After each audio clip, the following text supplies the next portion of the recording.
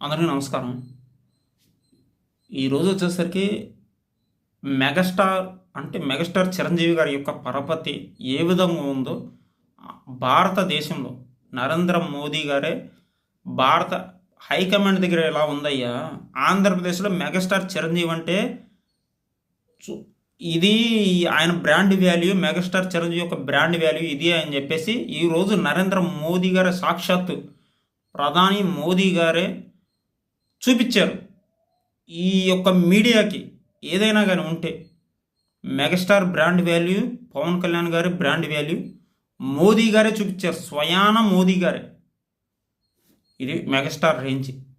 గౌరవం అనేది ఆటోమేటిక్గా వచ్చే తప్పితే మనం తీసుకునేది కాదు.